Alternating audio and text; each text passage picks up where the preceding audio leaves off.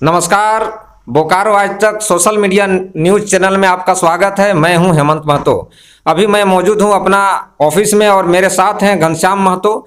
घनश्याम महतो वो जाना पहचाना नाम है जो झारखंडी हित के मुद्दे पर, झारखंडियों के मुद्दे पर हमेशा मुखर होकर आंदोलन सक्रिय रूप से करते आ रहे हैं। 2 महीना पहले जब बोकारो और धनबाद में क्षेत्रीय भाषा के रूप में भोजपुरी और मगही को शामिल कर लिया गया था राज्य सरकार के द्वारा, तब इन लोगों ने झारखंडी भाषा संघर्ष समिति नामक एक संगठन बनाकर काफी संघर्ष किया था, काफी सक्रिय भूमिका निभाया था। इनसे जानना चाहेंगे झारखंडी हित के कुछ और मुद्दों को लेकर।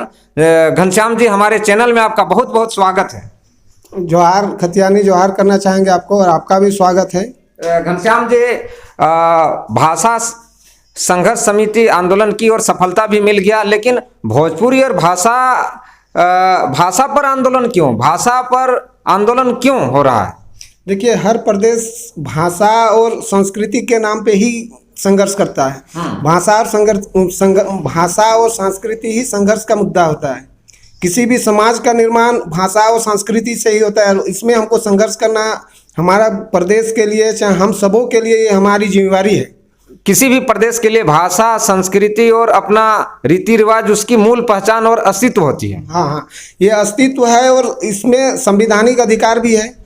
हम लोग संवैधानिक अधिकार के तहत में इसका विरोध किए कि सरकार द्वारा यदि कोई असंवैधानिक कार्य की जाती है तो उसका विरोध किया जाना बहुत लाजमी है। जब सुप्रीम कोर्ट ऑर्डर हमारे यहाँ पास किया हुआ है कि कोई भी प्रवासी भाषा यहाँ लागू नहीं किया जा सकता है, और ये 2 भाषा यहाँ के लिए प्रवासी भाषा है और इसको जबरदस्ती लागू कर दिया गया। सुप्रीम कोर्ट 9 जनवरी 2002 को BN खर्रे और BN जायसवाल के न्यायाधीश के नेतृत्व में एक मूल निवासियों के लिए एक व्यवस्था की थी। उस व्यवस्था के अंतर्गत ताकि देश के प्रत्येक नागरिक किसी न किसी प्रदेश का एक मूल निवासी हो गया, उसका अपना एक आइडेंटिटी होगा। ठीक ना, और उससे बाहर वो वर्क नहीं कर सकते हैं।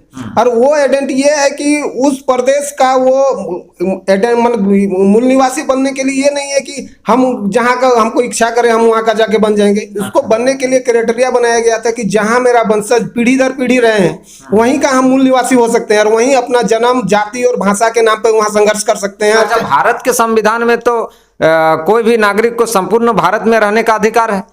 आपको रहने का अधिकार है, और रहने का अधिकार तो वो वहाँ प्रवासी के रूप में आप रह सकते हैं। आप अपना भाषा और अपना संस्कृति और अपना जन्म के आधार पर वहाँ आरक्षण का डिमांड नहीं कर सकते, अपना अधिकार का डिमांड नहीं कर सकते हैं। यह संवैधानिक अधिकार नहीं है आपका। आप यदि कोई यहाँ उसको असंवैधानिक रूप से मांग रहा है तो भाषा संघर्ष समिति उसको एक्सेप्ट नहीं कर सकती है ना। और यह संवैधानिक मांग था और इसका समर्थन करने वाली जो भी पार्टियां हैं वो असंवैधानिक समर्थन कर रहे हैं, या जो भी लोग इस चीज का समर्थन कर रहे हैं वो संवैधानिक रूप से संघर्ष कर रहे हैं। उनको हम भाषा संघर्ष समिति का सक्रिय सदस्य होने के नाते उनको हम ओपन चैलेंज देना चाहते हैं कि वो जिस रूप से संवैधानिक रूप से हमको, चाहे वो फ्रंट ऑफ जहां बात करना चाहेंगे, हम लोग भाषा संघर्ष समिति के सदस्य बात करने के लिए रेडी है कि वो किस रूप से असंवैधानिक है। और अब असंवैधानिक चीजों का आप समर्थन किस आधार पर कर रहे हैं? चाहे कोई यदि इस पर बात कर रही है, कोई राष्ट्रीय पार्टी यदि उसका समर्थन कर रही है तो वो गलत है और वो संवैधानिक है। यदि राष्ट्रीय पार्टी गलत असंवैधानिक कार्य को करती है तो उस राष्ट्रीय पार्टी के विरोध में भी हम लोग आवाज उठाएंगे। अच्छा घनश्याम जी, यहाँ तो राष्ट्रीय पार्टी के अध्यक्ष ही प्रवासी हैं। आप देख सकते हैं कि भाजपा के जो प्रदेश अध्यक्ष हैं वो बाहरी हैं, बोकारो जिला के जो जिला अध्यक्ष हैं वो भी बाहरी हैं। देखिए, यही हमारा दुर्भाग्य है और हम लोग इसका विरोध नहीं करने का, वो लोग नाजायज फायदा उठा रहे हैं। नाजायज फायदा उठाने का होता है कि किसी भी प्रदेश का यदि राष्ट्रीय पार्टी का प्रदेश अध्यक्ष ही यदि प्रवासी रहे तो वो उस वहां के लोगों का, मूल निवासियों का हक का तो हनन करेगा ही। और आज दीपक प्रकाश जो हैं वो प्रवासी हैं, ये हम और कांग्रेस के जो प्रदेश अध्यक्ष हैं राजेश ठाकुर भी प्रवासी हैं। सारे प्रवासी होने के कारण ही आज हमारे अधिकारों का हनन किया जा रहा है। अच्छा। आज जो भोजपुरी मक्या उनको संवैधानिक यदि अधिकार को नहीं पता है तो वो उनको प्रदेश अध्यक्ष क्यों बनाया गया? वो संवैधानिक मूल्यों को जानते हैं, उसके बाद भी गलत तरीके से इस भाषा का समर्थन कर देते हैं। समर्थन करते हैं तो उसको कटाक्ष करना चाहिए कि ये असंवैधानिक है, यहाँ पे लागू नहीं होना चाहिए। वो क्या बच्चा है? एक प्रदेश अध्यक्ष बन के आप, वो भी राष्ट्र पार्टी का प्रदेश अध्यक्ष है, तो उनकी जिम्मेवारी ये नहीं है। जब सुप्रीम कोर्ट 2009 में ये डिसीजन क्लियर कर दी है, उस रिफरेंस में पटना हाईकोर्ट एक जजमेंट भी दे चुका है और वहां से बिहार से 2 वहां के मूल निवासियों का नौकरी स्थगित करवाया गया। इसी 2002 का जजमेंट के बेस पे। और उसके बाद हमारे प्रदेश में जबरन भोजपुरी रे मंगी, ये आप देखिए किसी भी भाषा का विरोध भाषा संघर्ष समिति नहीं करती है। हमारा संघर्ष करने का जरिया है कि यदि गलत हो, ये गलत का विरोध करना राजनीतिक पार्टियों का काम है, लेकिन जब राजनीतिक पार्टियां इसका गलत नहीं कर रही, राजनीतिक पार्टियां ही गलत कर रही है, तब हमें भाषा संघर्ष समिति के मतलब माध्यम, उनके माध्यम से हम लोग को ये इसका मतलब जोरदार विरोध करना पड़ा। अच्छा, आपका कहने का मतलब है कि आप लोगों का विरोध किसी भी भाषा या परंपरा का नहीं है, लेकिन वो भाषा और परंपरा और संस्कृति यदि किसी पर आक्रमण करे उसका आप विरोध कर रहे हैं। हमारा काम ही संघर्ष करना है, सिर्फ हम भाषा पर ही संघर्ष नहीं कर रहे हैं। आज संघर्ष करना 1932 का हम लोग पूर्ण रूपेण समर्थन कर, ड्यू टू इसका रीजन है कि ये संवैधानिक अधिकार है। आज लोग 1932 का डिमांड कर रहे हैं, लागू होना चाहिए। क्यों लागू होना चाहिए इस पर कोई चर्चा नहीं कर, ना कोई राजनीतिक पार्टी कर रही है, ना कोई सामाजिक कार्यकर्ता कर रहा है। सही बात है। आखिर 1932 खतियान ही स्थानीयता के लिए जरूरी क्यों, 1932 ही क्यों, इस पर भी चर्चा होनी चाहिए। तो आप बताइए। सर, हम एक चीज बताना चाहेंगे, जब भारत का निर्माण हुआ, भारत ने उस समय 14 ही राज्य हमारे राज्य में थे, माने हमारे देश में 14 ही राज्य उस समय स्वीकृत हुए थे। पहला राज्य आंध्र प्रदेश जो भाषा का आंदोलन के माध्यम से अलग हुआ था, तो 1953 में जब वो भाषा के नाम से संघर्ष करके जब अलग हुआ, तो उसमें संविधानिक 371 डी में वो गठन और उसका विघटन का दोनों प्रावधान हमारे संविधान का आर्टिकल 371 डी में सारा चीज क्लियरेंस किया गया था। तो उस प्रदेश का जो क्राइटेरिया रखा गया था, उसी को उसके बाद में जितने भी राज्य अलग हुई, हर राज्य का क्राइटेरिया एक ही रखा गया था कि 1932 का ही जो सर्वे सेटलमेंट है उसको आधार माना जाएगा। और यदि इससे किसी राज्य को असुविधा होगी तो उसका सेटलमेंट आप वो राज्य कुछ भी निर्धारित कर सके, वो लास्ट सेटलमेंट 1964 तक भी जा सकता है। यानी 32 से आप 64 के बीच में आप किसी भी डेट को आप रख सकते हैं, ये आपका अधिकार है। बट वो जो क्राइटेरिया रखा गया था 1932, उसका क्राइटेरिया पहला राज्य जो गठन किया गया था, अलग किया गया था और गठन किया गया था, उसका क्राइटेरिया 1932 था। और ये 371 डी में ये फुल प्रावधान दिया हुआ है हमारे। घनश्याम जी, भाषा संघर्ष समिति के बाद खतियान आधारित स्थानीयता नीति के मुद्दे के अलावा आपका समिति और किन किन मुद्दे पर झारखंडी हित में संघर्ष कर रही है? देखिए हेमंत जी, हम लोग का मुद्दा ही है संघर्ष करना। सिर्फ हम लोग का भाषा ही सिर्फ मुद्दा नहीं था। हमारा मुद्दा था कि झारखंड में जो भी मुद्दाएं हैं, हर मुद्दा को उठाना और उस मुद्दा को विधानसभा में हो चाहे हमारे सामाजिक पटल पे हो, उसको मुद्दा के रूप में स्थापित करना। अच्छा, एक चीज बताइए कि धनबाद जिले के झरिया में कुछ पुनर्वास विकास अथॉरिटी बना है, वहाँ लगभग 1.25 लाख बिहारी लोगों को बसाने की सरकार की योजना है। ये कहाँ तक बात सही है और किस तरह इस बसाया जा रहा है? देखिए, इस पर भी झारखंडी भाषा संघर्ष समिति, इस पर भी चर्चा में इस बात को रखा गया है। देखिए, वहाँ 1,04,996 परिवार हैं जिनको बसाने का बात चल रही है, जिसमें से वहाँ की जो रैयत है, जिनका जमीन BCCL द्वारा अधिकृत की गया है, उसमें 32,046 परिवार हैं जो रैयत हैं, और बाकी उसके अलावा 72,882 परिवार हैं जो कौन लोग हैं भगवान जाने, और किस आधार पे उनको पुनर्वास पर व्यवस्था की जा रही है। ये हमारे लिए विडंबना की बात है, जो असंवैधानिक है।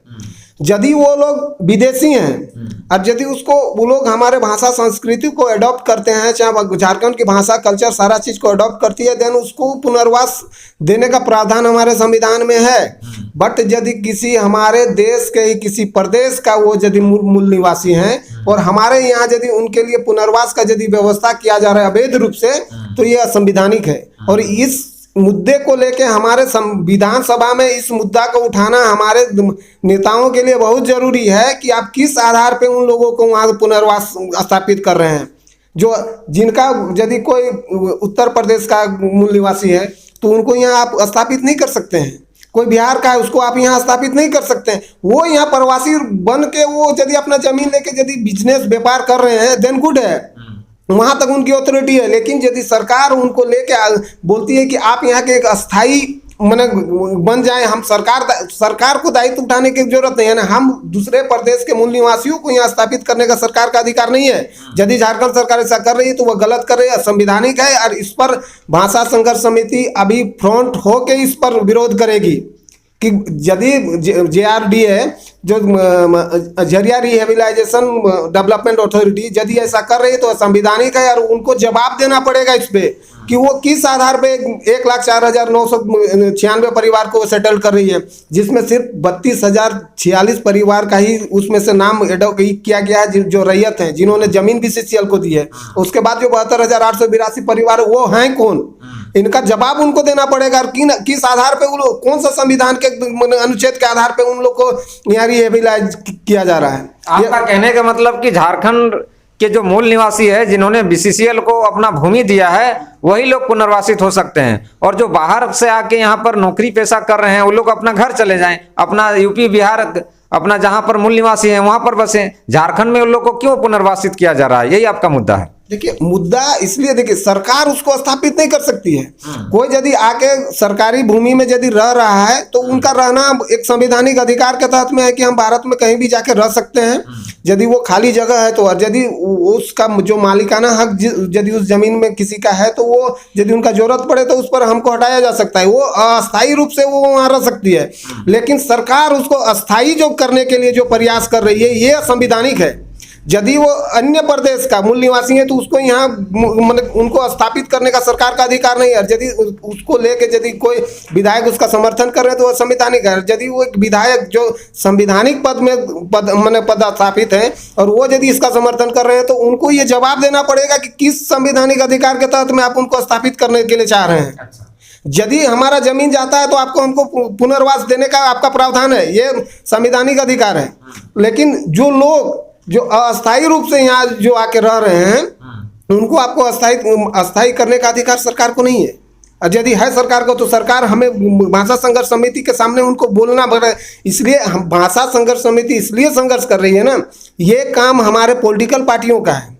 इसका विरोध करना, चाहे इस चीज़ों के बारे में समाज को बताना, ये काम सामाजिक हमारे जैसे लोगों का नहीं है। ये जो पॉलिटिकल अपना स्टैंड बना के रखे उन लोग का काम है, लेकिन वो आज उनको मुद्दा ही नहीं पता है। आज इसी क्रम में ओएनजीसी आज अपने क्षेत्र में शोषण कर रही है लोगों का। अब एक बीसीसीएल जितना भी जमीन पे काम करता है वो पूरा एरिया को अधिकृत करता है, लेकिन आप ओएनजीसी को देखिएगा कि 1 एकड़ जमीन ले लिया पूरे एरिया का जो संसाधन है उसका उपयोग कर रही है। क्यों भाई? वो कौन सा भूमि अधिग्रहण के तहत में, चाहे कौन सा विस्थापन नीति के तहत में, चाहे किस अधिकार के तहत में हमारे डीसी अथॉरिटी दे के रखे हैं उस माध्यम से उस क्षेत्र को। तो हमारे झारखंड के संसाधनों का जिस तरह से दोहन किया जा रहा है असंवैधानिक तरीकों से, तो वो जो संवैधानिक तरीके जहाँ जो बैठे हुए लोग हैं उन लोग के प्रति संघर्ष समिति अपना नजर गड़ाए हुए है और उनको इनका जवाब देना पड़ेगा कि ओएनजीसी जो जिस तरह से आज कार्य कर रही है वो किस कार्यशैली के अंतर्गत कर रही है। इससे हमारे जो वहाँ के लोग हैं वो वंचित हो रहे हैं। उसका सीएसआर फंड है, जहाँ तक ओएनजीसी का सीएसआर फंड अपना पोषक क्षेत्र में नहीं यूज होता है, बीसीसीएल का सीएसआर फंड अपना पोषक क्षेत्र में यूज नहीं होता है। वहाँ के लोग आज जिनका जमीन गया है वो भी आज शोषित हैं। उनको ना ही पेयजल का सुविधा मिल रहा है, ना ही शिक्षा का सुविधा मिल रहा है, ना ही बिजली का सुविधा मिल पा रहा है। तो सोचिए जो लोग को मिलना चाहिए उनको नहीं मिल रहा है। तो इन चीज़ों को लेके हमारी जो संघर्ष समिति है इस पर अपना कड़ा रुख अपनाए हुए है। हर मुद्दे पर हम लोग का रात दिन इस पर डिबेट चलता है, पूरा ग्रुप में इस बातों को रखा जाता है और कड़ाई के रूप में रखा जाता है। और हम लोग जितने भी सक्रिय सदस्य जो जहाँ हैं अपने रूप में भूमिका अदा करते हैं। हम अभी आपके स्टूडियो में हैं, हमारे बहुत सा समिति के सदस्य हैं जो राजभवन में धारणा दिए हुए हैं, बहुत सा संघर्ष समिति के सदस्य हैं जो रथ यात्रा चलाए हुए हैं, बहुत सा संघर्ष समिति का लोग हैं जो अवेयरनेस अलग अलग जिलाओं में कर रहे हैं खतियान आधारित जो स्थानीय नीति और नियोजन नीति बनाने के लिए।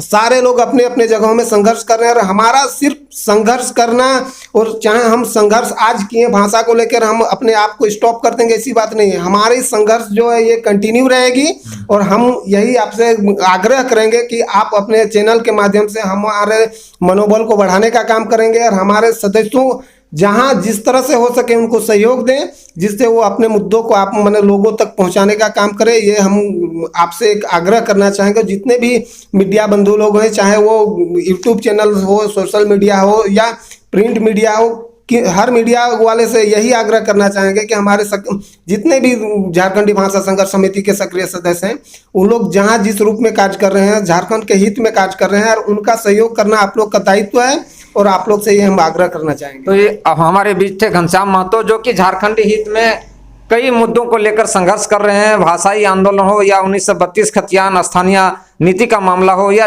झरिया पुनर्वास विकास प्राधिकार का मामला हो या ओएनजीसी का मामला हो। हाल ही के दिनों में इन्होंने बताया कि झरिया में लगभग 1.25 लाख लोगों को, बाहरी लोगों को बसाने की प्रक्रिया सरकार चलाई जा रही है, जिसका कड़ा विरोध इन लोगों ने किया है और करते रहेंगे। विधानसभा सदस्यों को भी इस और विधानसभा में ध्यान आकृष्ट कराने के लिए और सरकार का इस पॉलिसी को विरोध करने के लिए ये आग्रह करेंगे। और हमारे साथ ये मौजूद रहे, बहुत बहुत धन्यवाद। हमारे चैनल में बने रहने के लिए हमारे ये बोकारो आज तक चैनल को लाइक, कमेंट और सब्सक्राइब करें।